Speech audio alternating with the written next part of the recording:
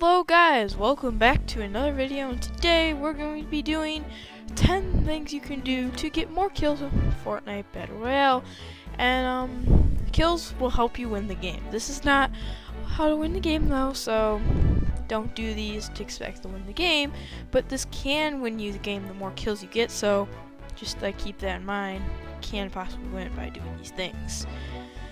And first So the first one, number 10, is land in a good location that you know.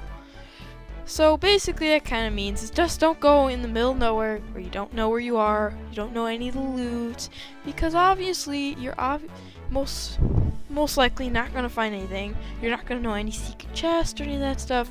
Whether if you're a new player, you're obviously going to have to explore, so obviously you're going to explore, but I recommend go to a place that you're common with if you've been playing for a while, and don't just go on the let's just say you stick to Pleasant Park, all of a sudden you're like, oh yeah, let's go to this mountain I see with a chest on it. That's not the best idea because you just don't know much about it. This also includes tilted towers, and here's why. And then we're gonna go, oh dang it, he stole my kill. Nope. See, I'm gonna get him. Yeah. No! Now we're gonna get our shotgun. No, wait, no. So, yeah, that's tilted towers. Pretty bad for you. No wonder why. Oh. Anyway, let's go to number 9, which is always have the same layout. Now, this is not oh yeah, always have the wood selected or anything. No, it's more like always have your guns in the same area. So I do AR on the first slot, second slot's my close weapon, usually it's a shotgun, then I usually have some sort of RPG or a second up close weapon or a sniper. It kind of depends on how I feel. Then after that I usually have either explosive or some healing items. I would say the requirements are really for a layout is that you have all your guns next to each other, so you don't just have them all mixed up, and you also need to have your healing supplies together because that's going to be very easy to find them, as well as switch around. And also doing this can also help you get used to it, so then it's easier to switch to guns. And number 8, this one's now starting to get into the fighting. Move around. Whether it comes to jumping around a guy when you're shotgunning someone, you have to move around. I've killed people with snipers all the time. Not just when you're in a fight, but we're just gonna talk about fights. If you're in a fight, you always want to move, even if you don't want to, or even if you think you're gonna win, because you don't know if he's gonna hit, and you just might as well if you move, there's a chance he might miss because he's trying to aim where you were. Now you moved, there's a good chance the guy's gonna miss that's firing at you. So just saying, it's a good point. Which also means jump. One of the tips I like to use is with move around is when you're in close up battles, like there's a shotgun battle. Usually what I do is I so I circle the enemy with my shotgun while they're trying to fire at me while jumping up and down. This way they try to shoot me, but I'm jumping up and down while I'm going in a circle. But you don't have to do that. And number 7, lure people. So this is not put a legendary scar next to a bush and then hide in a bush. That is not it. And if that's what you want to do, then you might as well not even do any of these tips, because that is not what I mean.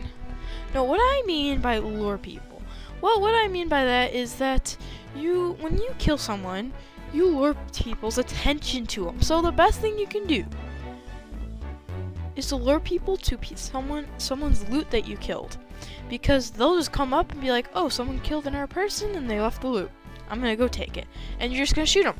Now that does not mean camp next to the loot. It means look around, and if you see someone nearby, come kind of close to the loot, see what happens. Now number 6 is build. Simple as that. I've seen a lot of people who just don't build. Even in a shotgun fight, if you just build a ramp, you could save your life from death. And I know it sounds so dumb, like a ramp? That does not do anything, but really, it comes down to building. Now, if you're not good at building fast, that's a really big problem.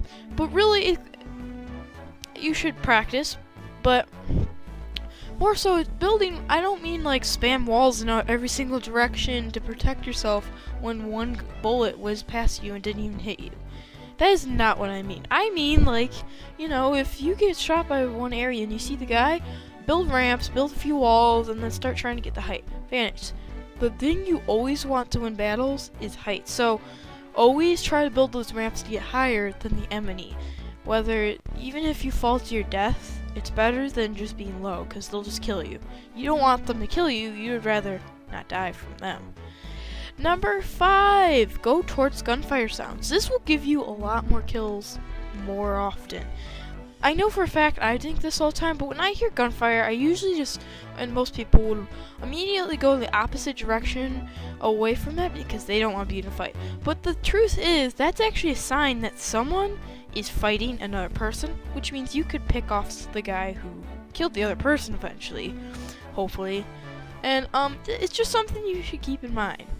Well, and this is going to be a really good factor in how to get more kills. And number 4, go towards people you see. So if you just see a guy who doesn't see you running in like front of you, don't just go, okay, I'm gonna hide in a bush and wait for him to come near me, or don't just like run away in the opposite direction, because all you're gonna do is, what if he looks back? He's gonna see you. So basically, you might as well kill him anyway, because of course you want more kills to win a game, and it's also cool to do. So you gotta kill him. Like, that's just bottom line. I know for a fact sometimes I do this where like I see a guy, I just like, I don't know, and I leave. Just kill him. And the reason why also is because you don't know what they have. They might have a legendary scar. Even if it takes so much effort to kill them, go ahead, do it. And number 3 is be prepared. What I mean by this is mainly reload your weapon and switch out materials that you like, building supplies. So like if you're stuck on metal, don't just go, oh, I don't want to use metal, but I'll switch in the middle of a battle. That's gonna mess you up big time. And also, the thing you always want to do is be prepared for a battle. So if you kill someone, immediately after that you should reload. Don't care about the loot yet. Don't go for the loot yet, because you don't know if someone else is gonna be there, and reloading can save your life. As well as switching out items, being prepared, like switching out your hotbar would be, right? And number 2, use guns you like. It's pretty simple, a really easy thing to do, but if you don't like the revolver, don't just sit there and go, oh well, I have to use the revolver because I feel like it. No, don't use it. If you want to get kills, the bottom line is, this is probably the most important thing, but the reason why it's not number 1 is pretty obvious. It's just not worth it. But anyway, like, if you don't like a pistol, don't use a pistol instead of a shotgun, or don't just swap out shotguns for the type of shotgun you don't like. I don't care what you like, and I'm not gonna say like use this, but if you have the option, don't take the one you don't like. Bottom line. And of course, unless you like all of them, which, yeah. And the number 1 most important thing to get the most kills comes down to actually when you heal. Because this is a way you could die. And I know it's like, wait, how are you gonna kill people when you're healing? Well, it really comes down how after you kill someone, or while you're gonna try to get the kill. When you heal up, you do not want to heal on the open. Bottom line. So many people heal inside houses, in the corners, and I've gotten kills, and you might have even seen the gameplay, where I walk into a house, and there's a guy, like, the guy sees me, I shoot him, and he walks into the house, up onto the, like, 2nd floor, and he sits there and heals up. And I walk in, and I shoot him, and he's dead.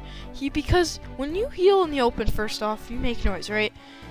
So anyone around you can see, but really, the thing is, if you have a box around you, even if it's just like a house, like a mini shack or some sort, you know, you might as well just go in there, because you don't know if someone's gonna shoot you. And I know for a fact I've gotten many kills off of this. And it's also gonna help you get kills, because if you're in the middle of a battle, you definitely want to do this if you're gonna come close to death. But don't use a medkit, because that'll take long. Anyway, hopefully you get more kills. I know most of these are pretty obvious, but they do help out, and a lot of them do. And a little thing is with landing good locations. I forgot to say about this, but when you land, if you want more kills, you're probably gonna want to land in places like Salty Springs, Retail Row, Pleasant Park. Places have names, so don't land in areas like a factory next to Flesh Factory, or like a random house in the middle of nowhere, because that's definitely not going to get you anything. And also, stay close to the bus. And hopefully you guys enjoyed, and goodbye.